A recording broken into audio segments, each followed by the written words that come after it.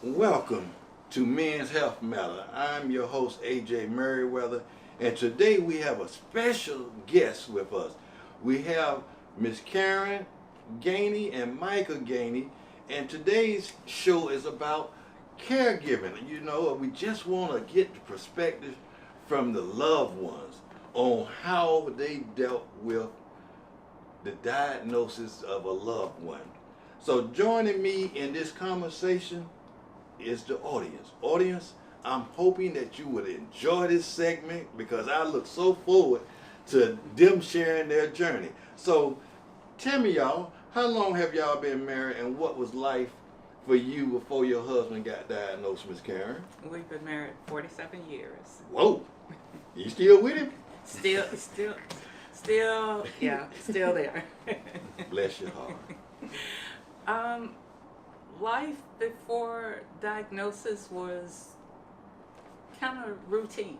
We had our routine. We get up in the morning, we have coffee time, which runs into board meeting time because Michael is somewhat semi-retired but not quite retired.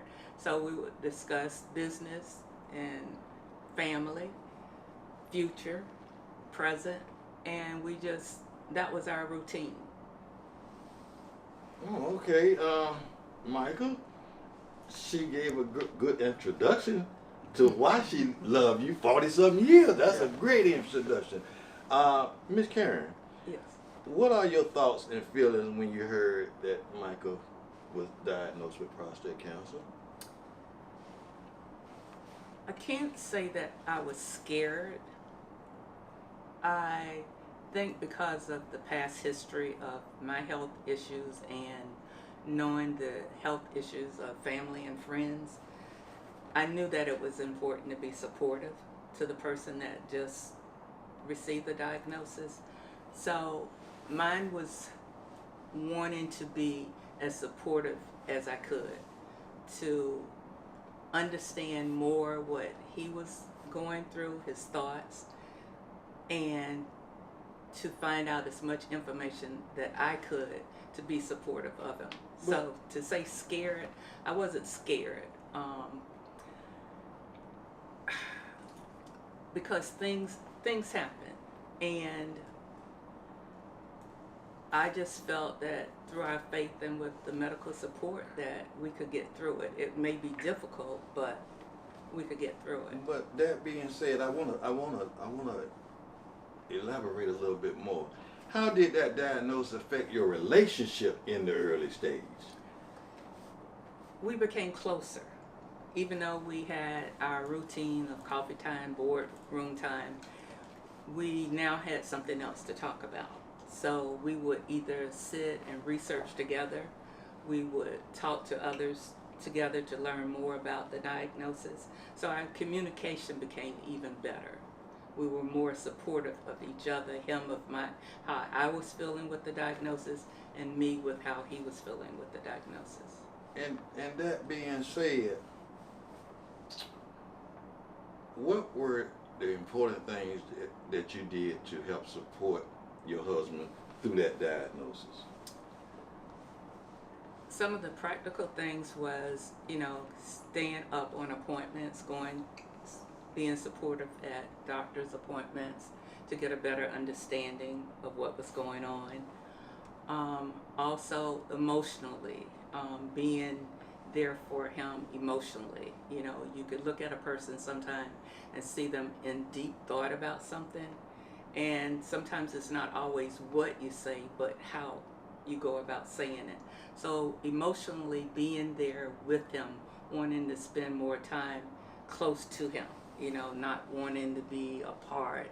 I wanted to feel him, touch. And I wanted to hear his voice even more because by listening to him, I got to kind of understand how he may have been feeling. He didn't always express it in words, but just being close to him and communicating to him, it gave me a at ease feeling. That being said, Karen, you heard what Micah just said. My question to you would be, you had some health issues. I don't know if you want to discuss them, but being that your health issues was prevalent and Michael was going through his journey, my question would be, Michael was going through the diagnosis, you wasn't feeling well. Did that take effect on your recovery? Mentally, yes. Physically, I can't. If it was there, I didn't really recognize it affecting me physically. Mentally, it did, because the role was now reversed. Rather than him being my caregiver, I'm now having to be there for him in the same aspect that he's been there for me. I've been dealing with health issues for over 20 years, and he's always been there for me, no matter what. And I've also been involved in support groups because of my health issues. So understanding what the person on the other end kind of sort of needs, it was a little comforting, because I had been in his shoes, and I kind of felt that if I returned the same care that he gave me, it would help him with his journey. That being said, what do you find the most difficult part about that process? Mike being diagnosed with prostate cancer, you dealing with some health issues, but I want to know from a caregiver perspective, when you saw him, did you go to the doctor with him and hear the diagnosis? And if you did, what was you sitting in the office getting that, hear him, I want you to tell me, what was his response? What did he look like when he heard it? It was a solemn look. It just, you could see the change in his face. I mean, it went from, he wasn't smiling in the office, but it just looked, I don't know, solemn. It just, his whole expression changed. But again, I guess because of the health issues that I've gone through, my faith, the support that I've had, I knew I was there for him. And once we got out of the office, and was able to talk about what we had just learned, the diagnosis and everything, I just felt that together, we could overcome this. That being said, when he was going through his treatment, did you attend the sessions with him, or he just went? I did. And when he came home, let me finish that. When he came home from the treatment, was he wiped out? Was he feeling good that the treatment plan is working? Tell me about how you perceived that. So I went to the appointments. When he met with the surgeon, the oncologist, radiation doctor, I was there for all the appointments. So I knew step by step what was going on. Before we went into the appointments, we had a long list of questions that we had, but when we left out of the appointments, we didn't have many questions. There were things that had been said that we wanted to research even more and discuss. But I don't know, I wasn't afraid. I wasn't scared for what the outcome was going to be. I had a lot of what ifs, because a lot of the questions that I had, and I think that Michael had been answered. They were really answered, but it was that what if. You just don't know from day to day what if. So that was concerning, but I just didn't let it take over what we needed to do in making a decision on resolving. During that process, tell me this. How did your faith play a role in you, I won't say taking care of him, supporting him on that journey? How did your faith give you the strength? When earlier you said you was dealing with some health issues.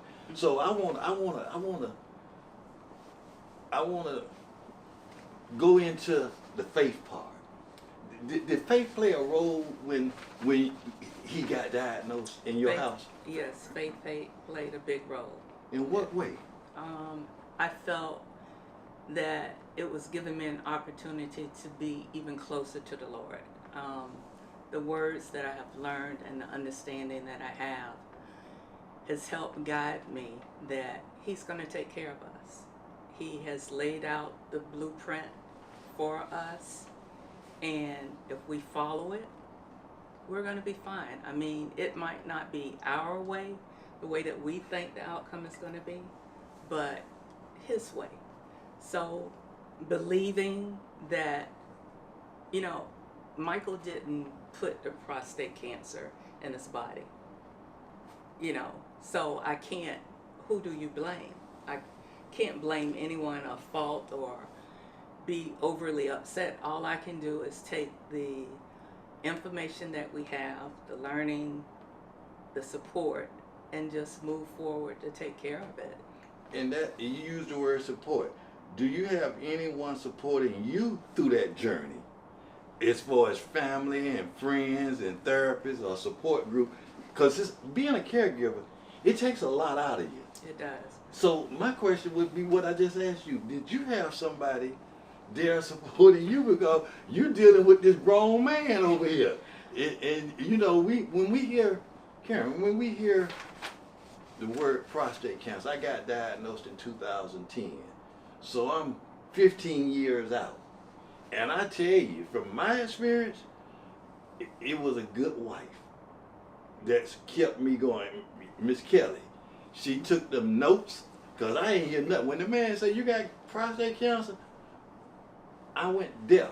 But what I want to know is, did you go deaf, Mike, when you heard that word? I didn't go deaf, but I think what it is, it kind of, because I guess being a part of a prostate cancer support group, and you know, it's always in my forefront, because if you're part of that group, you meet with these guys every month and things like that, so you kind of, you don't go deaf. The thing is, what I went into what's next mode.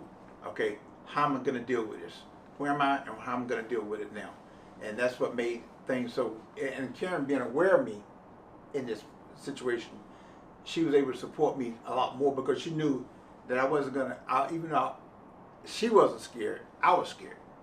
Okay, and so I wanted to be certain that I was doing the right thing in dealing with this situation. And like I say, I've done my research.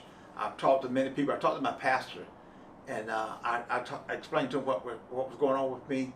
Oh man! And me and him, he stayed on the phone for God knows how long, and he started, you know, thinking about other people who had it in our church. And then he called one guy and asked me, "Would you mind talking to Mike?" And we got on the three of us got on the phone, and three were on the phone, and we talked maybe about an hour and a half on the phone about prostate cancer. And that kind of helped me make some decisions about what I was going to do. So when I met with this one guy, doctor, who told me why I should go one route, it was easy for me. It was easy for me to make that decision, because all the information I had in my mind said this is the route to go, because you want to put it behind you. This being said, I wanna pivot back to Karen as we get ready to end this session. Karen, what has this journey taught you about yourself? It's taught me patience, for sure. I feel that there were times and things that I didn't think that I could do, that now I feel more empowered to do it, because, like I said, I've been on the receiving end of care, and now I've had the opportunity to give back that care. So I learned that I can receive and I can also give. And I like sharing with others. And I think this journey has caused me to share more with others that are going through the same thing. That being said, we got a few more minutes. So since we got a few more minutes, I want to give Miss Karen a little bit more opportunity to share her journey. Karen, you mentioned that you had some health issues. I don't want to put your business out there, but through that journey of your health crises, have it made you stronger for your treatments on dealing with some of your inner problems, have it overwhelm your household. You the mother, you the grandmother, you the spouse, you keeping the secretary for Mike business on the side. How has that affected you? I really want to know, with all these different arms pulling at you, how has that affected your health? I don't know. It's like the feeling of what I've gone through has been put more on the back burner. I mean, I still deal with issues daily. They're not going to go away. But when I go to bed at night, you go and wake up with a purpose on what you can do. And my purpose for the day of getting through is first seeing that I'm prepared to help someone else. Be there for my family, for Michael, my children, the grands, and family. I like learning, researching, and sharing what I've learned, especially if it's affected me.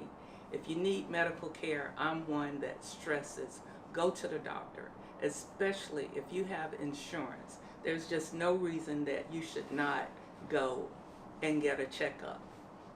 I mean, you know your body, and you know when your body is not performing as it should. So for me, I took a step back in things that I deal with daily so I could be there for Michael. Okay, that being said, Michael,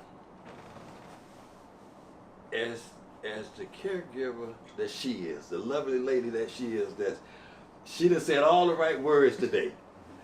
Tell me something, Michael. When you was going through your treatment plans and you was in the tube doing your thing, I didn't hear you answer this question. I'm gonna try it again. I know most guys I met, Karen, when they hear that prostate cancer or cancer, typically we always say we're gonna die. You answered some of it earlier, but I want to go back to that. When you was in that closet by yourself, Mike, and no one was around, you know, did you ever hear someone say, not if, not when, but if it comes back? Did you ever hear the explanation that, yeah, I'm cancer free, but you know, and my therapist always said, you know what, not if it come back, but when it come back, because if you live long enough, if you got that gene in you, sometimes it will rear up. Did that ever come to you when you were in that closet? Not just in that closet. They come to me all the time. Let me explain that to you. Okay. Because that thought crosses my mind for every 3 months when I was going in to get checked. Mm-hmm. And I'm like on pins and needles waiting for the results of that check. And because I've heard of people who've been through it and say, well, okay, it's gone, and all of a sudden now it's back. So yes, that thought stays in my mind. And but at the same time, I guess I have to use my faith as a big opponent here, and that helps me because I could do all things through Christ Jesus, who strengthened me. So therefore, I can't worry about it. If you're gonna worry about it, don't pray about it. Okay? So my thoughts are pray about it and keep moving. You know, so that I can't sit back and say, well, I'm gonna worry about maybe hip. And I know that's a big possibility because it happens all the time. But I can't sit back and say, well, I'm gonna worry about it. Yeah, I think about it, but I don't worry about it as such. But when I take that test every 4 months, you know, I'm on pins and needles certain. And then when they say, okay, Mike, you cleared undetected, I'm great. But I know there's a great possibility that it can come back. So as we get ready to end this session, I want to give y'all a couple closing remarks. Miss Karen, if you had to tell another woman, another sister, another mother about the role that you play when someone has been given bad news, what would you say to them? Be there for them physically and mentally. If they're not providing you information once they're diagnosed, kind of be that person that brings up the conversation that helps them pursue more knowledge of what's going on. tell them that they are their best advocate with the providers. They need to know what is going on with their body, why they're suggesting certain things. So read up on the condition you've been diagnosed with or your loved one has been diagnosed with. Prepare a list of questions and have those providers answer those questions. If that provider is not listening and answering those questions, it's time to move on. I have been in situations where I know my body is changing, but I have had providers that have actually listened. And I know they listened because of the outcome of some of the findings. So you've got to find someone that is going to listen, whether it's a friend, provider, minister, find someone that's going to listen to you. Talk to them and learn as much about yourself as you can and your loved one. Be there for them. That being said, I'd like to take this opportunity to thank Mrs. Karen Gainey and Mr. Michael Gainey for coming on the show today and sharing their experience. I know it's not easy telling someone about your journey, but I'm hoping that someone will hear something that you both said as a couple. And I'd like to take this opportunity as the host to say thank you so much for coming on. I am your host, AJ Merriweather for Men's Health Matter, and we'd like to thank the Gaineys for coming on and sharing their journey.